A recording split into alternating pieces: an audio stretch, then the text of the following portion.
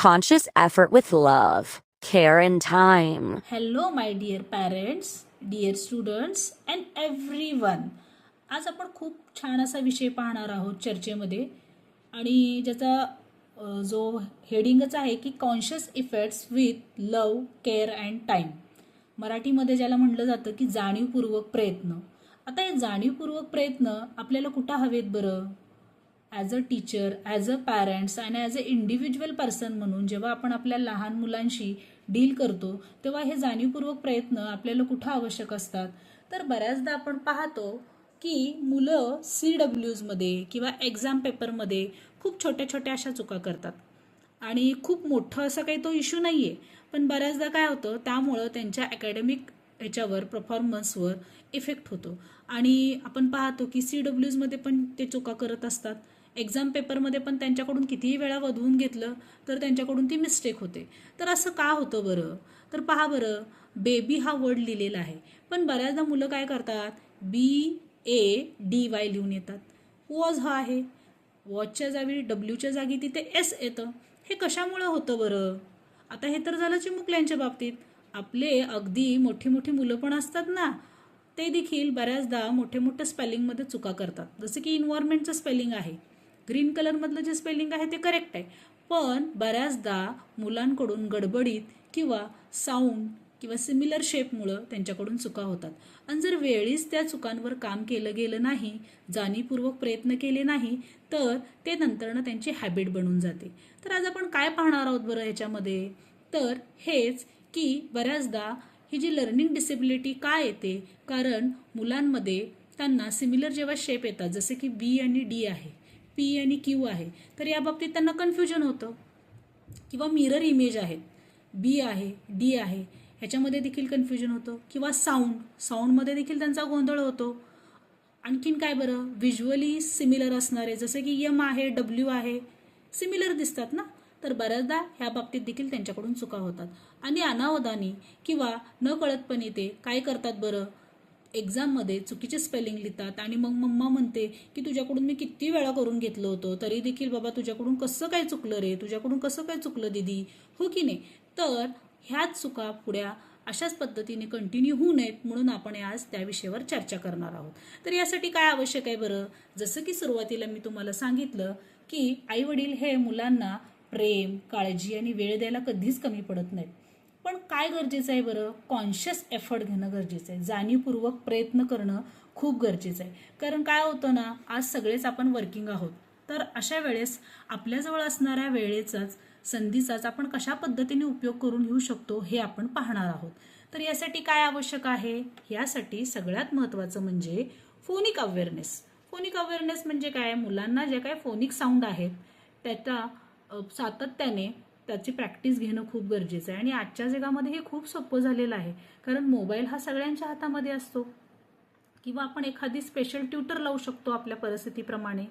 सगळ्यात महत्त्वाचं म्हणजे प्रॅक्टिस ही खूप महत्त्वाची आहे, आणि मुलांना रेनफोर्समेंट देणं.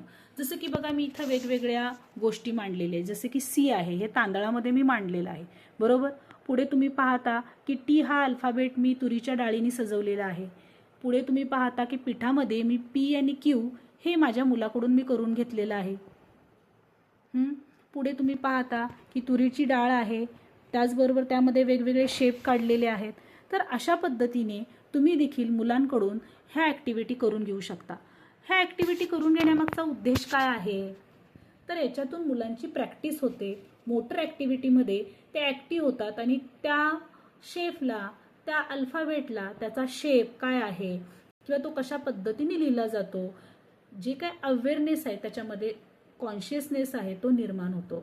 आणि सगळ्यात महत्त्वाचं म्हणजे अशा पद्धतीने जेव्हा मुलांकडून आपण करून घेत असतो तेव्हा त्यांच्यामध्ये इंटरेस्ट देखील निर्माण होतो.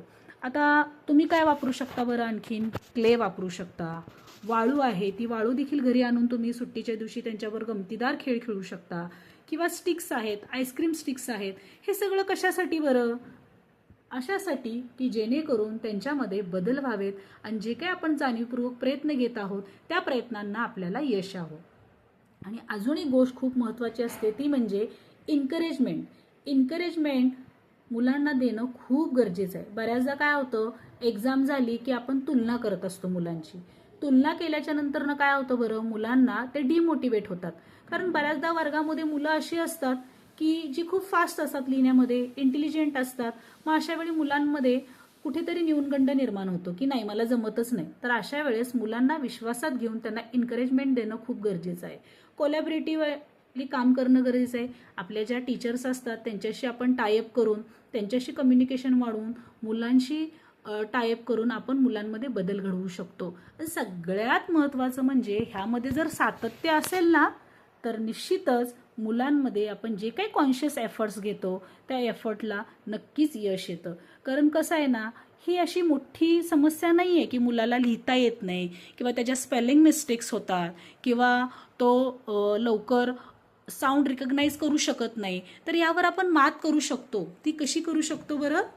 Conscious efforts with love, care and time. कारण आजच्या धावपळीच्या जगामध्ये सगळेच आपण वर्किंग आहोत, पण जे काही वेळ आपल्याजवळ असते त्या वेळेचं, त्या संधीचं आपण सोनं करू शकतो. आणि आपली मुलं जी काही ही झगडतात ना की त्यांना काय नक्की प्रॉब्लेम आहे, कारण एकदा मुलाला लिहायला वाचायला आलं तो जगाच्या पाठीवर कुठेही थांबू शकतो ना. त्याला स्पेशल ट्युटरची, स्पेशल क्लासची गरज नाही पडत. पण ह्यावर आपल्याला काम करणं गरजेचं आहे. मुळात नक्की त्याची समस्या काय आहे हे जाणून घेणं खूप गरजेचं आहे. कारण बऱ्याचदा काय होतं, मुळात तो का करत नाही हे आपण पाहत नाही. फक्त तो का करत नाही किंवा मी खूप प्रयत्न करते, टीचर्स खूप प्रयत्न करतात, पण मूळ काय आहे, त्याची समस्या काय आहे हे पाहणं खूप गरजेचं असतं. एक्झाम आल्यावर, एक्झामचा रिझल्ट आल्यावर आपले डोळे उघडतात, पण एक्झाम येण्याआधी जर आपण मुलांकडून चांगल्या पद्धतीने प्रॅक्टिस करून घेतली, फोनिक अवेअरनेस असू दे, प्रॅक्टिस असू दे, त्यांना दिली जाणारी रेन्फोर्समेंट असू दे, त्यांना दिला जाणारा सपोर्ट असू दे, एन्करेजमेंट असू दे किंवा त्यांच्याशी असणारं हेल्दी कम्युनिकेशन असू दे, ह्यात जर आपण सातत्य ठेवलं ना निश्चितच आपली लेकरं खूप चांगल्या पद्धतीने प्रयत्न करतील आणि खूप चांगल्या पद्धतीने प्रगती करतील. जर तुम्हाला ही माहिती आवडली तर लाईक करा, शेअर करा आणि जाणीवपूर्वक प्रयत्न करायला विसरू नका. थँक्यू.